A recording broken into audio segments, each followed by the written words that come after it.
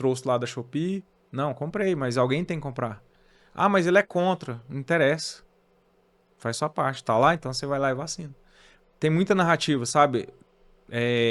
Aí pega as falas, aí pega a narrativa e vira isso, sabe? Só que assim, as pessoas são manipuladas o tempo Mas inteiro. você não acha que também os estrategistas trabalham essas coisas que alimentam as bolhas? Exemplo, Sim, eu tenho esse mesmo total. exemplo do Lula e do Bolsonaro. Aquelas falas grotescas do Bolsonaro e do Lula, parece que pode não ser ensaiada pelos estrategistas, mas funcionam, porque eles Funciona. continuam fazendo. Por exemplo, o Bolsonaro, por ter aquele estilo de ser o capitão, o cara que não fraqueja em nenhum Mas sério, momento. mas. Então você nem viu nenhum discurso ele voltar atrás, ele pedir desculpa de nada. Eu acho que a galera dele nem gostaria que ele fizesse Uhum. isso. Eu acho que é uma boa É, estratégia. a galera não Por quer. que eu digo isso? Lá atrás, quando o trabalho era bem diferente, eu assisti uma palestra uma vez do Reinaldo Polinto, que ele foi um dos primeiros consultores, nem usava essa nomenclatura que a gente utiliza hoje de marketing político. Começamos a usar isso muito depois do Duda Mendonça. E eu na palestra dele contando um case da Sabrina Sato. A Certo. Sabrina Sato procurou ele para fazer esse trabalho quando ela saiu do Big Brother. Sobre esse trabalho de imagem, para construir uma carreira. Aí ele chegou e falou assim: olha, vamos avaliar aqui como que o público, qual a aprovação do público do seu perfil no Big Brother. Então a aprovação do público era aquela persona, aquela menina simples, que falava um português grotesco, etc e tal. Erro Ele de falou, português. erro de português, ele falou assim, olha, essa é a sua persona, você não pode sair dela, você tem que Continua assim. continuar com ela. Então eu percebo que, quando eu vejo o Bolsonaro, o estilo de comunicação dele e o estilo do Lula, eu acho que eles observam que aquilo funciona e eles não vão parar. Uhum. Porque o Lula já tem um estilo mais de querer ser o cara mais bonzinho, que vira e mexe, ele volta, pede desculpa. O Bolsonaro já não é esse estilo. E a galera Não. dele nem gostaria. Se o Bolsonaro viesse e pedisse desculpa, cara, eu Uhum. não queria dizer isso naquele momento. Mas eu fui infeliz, porque tinha muita gente morrendo de respiração. Eu fazia aquela analogia, não fazia sentido. Uhum. Ó, não era isso que eu queria. Se eu pudesse voltar no tempo, eu não falaria assim. Eu acho que a galera dele não ia aprovar. Porque a galera dele gosta do quê? Do cara Mas nunca ia firme. mudar. O povo nunca ia deixar Não, de não não ia. gostar dele. Não ia, mas eu acho que o Bolsonaro, a gente não pode negar a inteligência desses dois caras. Uhum. Por um lado, eles são muito inteligentes. Eles conseguem fazer uma leitura sem o auxílio de marqueteiro, uma Não, é leitura assim. muito boa do que o público gosta. Porque eles são comunicadores de massa. Sim. E é muito difícil.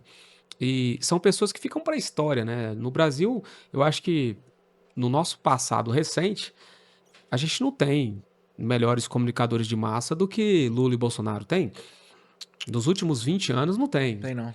Porque eles conseguem fazer o quê? Eles falam a linguagem do povo. Um faz o discurso do que eu sou amigo do pobre, eu tô do seu lado, eu sou simplesão. Uhum. O outro come um pão de queijo numa padaria e usa uma camiseta enrolada, que é o estilo Bolsonaro, e eu sou o cara sargentão, que eu como um pão de queijo com leite condensado, sou o cara simples, tá? Uhum.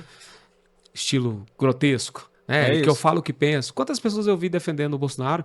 Não, mas esse é o jeito dele. Qualquer coisa que ele Sim. falava, se ele falava uma coisa que poderia soar de forma agressiva para uma mulher, não, mas é o jeito dele. Ele não é isso, não. Ele fala essas bobeirinhas aí, mas ele é. É porque ele não gosta, as pessoas não gostam de. Muita gente não gosta de gente hipócrita, né?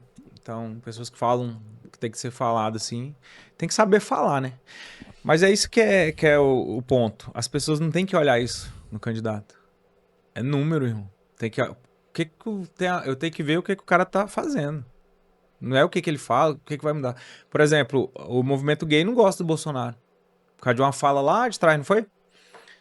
E tanto de fala do Lula falando sapatão, tem um grelo duro, Pelotas é exportador de gay, mas isso nunca viralizou. É os mesmos pessoas, só muda as pessoas, mas são os mesmos pensamentos, por causa da idade, entendeu? A gente lá na infância a gente fazia muito isso. Hoje a gente não faz mais, porque a gente entende que mudou, entendeu?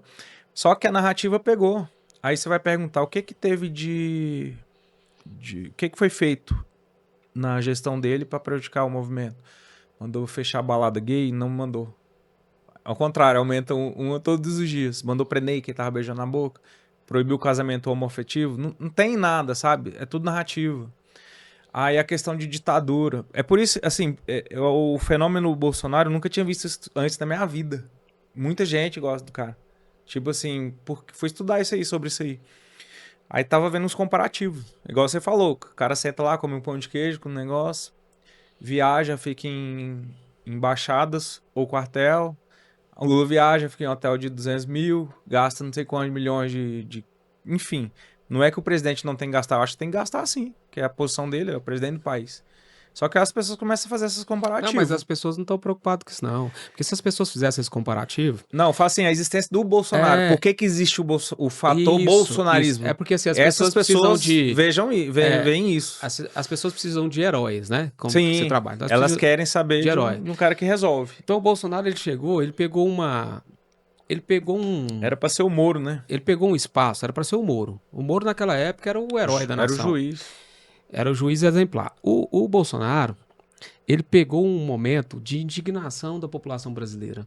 Se você for olhar o histórico do Bolsonaro, ele não tinha a mínima chance de chegar Não. à presidência.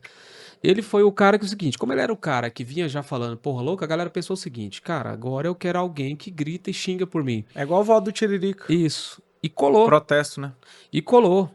E não é que fez alguma coisa revolucionária, colou o discurso do mesmo jeito que você falou o exemplo que colou no grupo da esquerda, o Que ele discurso é do homofóbico. representante do pobre. Não, fala do Lula. O É, tá, discurso do cara do pobre, o cara que ajuda isso, do mesmo jeito colou do Bolsonaro. Eu sou o cara que gasta poucas. Não, isso tudo não condiz com os fatos. Quando você faz comparação de resultados, de números de governos, período por período de Lula e Bolsonaro, você vai ver uma distância muito grande do que é fato do que é narrativa. Sim. Você tem uma distância muito grande, porque eu faço projetos de plano de negócio, eu preciso dos dados, eu não preciso de fantasia. E quando eu olho o Brasil hoje, ele não está uma Venezuela como a narrativa da direita, e também ele não está uma perfeição como a narrativa da esquerda. Tá, não. É igual o Flávio Augusto tem uma fala fenomenal. Ele falou assim, olha, eu cresci em todos os governos. No mundo empresarial, pouco influencia. Se você ficar dependendo de governo, você não vai a lugar algum. Mas, como a gente está analisando aqui narrativas, vamos para um outro espectro, que eu acho interessante. Como que você faz o preparo do candidato para os debates? Como você escolhe se esse debate é interessante? Olha, para você não é interessante você participar. Como que você toma essa decisão? Como é que você prepara? A decisão geralmente vem dele, né? Sempre. A gente presta serviço para um deputado aqui em Goiânia, o Wagner Neto, ele é muito gente, assim, um cara que eu admiro ele pelo... A política dele é mais de região, né? Ele atende uma região ali que ele é eleito todos os anos porque ele leva benefício para aquela região, um exemplo. Então ele entra muito nesses aspectos. Aí às vezes tem umas críticas que surgem, né? Tipo na rede social, por exemplo, ele destinou uma emenda lá para uma festa de peão lá, pra cidade e tal. Aí o cara escreveu embaixo assim que, deputado, você tem que trazer recurso pra saúde, não sei o quê. Aí a gente mostra lá, os assessores lá dele, fala assim, ó, o deputado destinou tantos milhões pra saúde. Mas o cidadão também ele precisa do entretenimento, assim como precisa de segurança pública. Aí tem que saber fazer isso, né? Aí, tipo, tem respostas que ele dá e tem outros que ele não dá. Mas sempre vai ser o candidato que vai escolher. Tipo assim, eu quero falar. Aí a gente pode até opinar, falar assim, cara, eu acho que é um desgaste desnecessário. Mas você que sabe.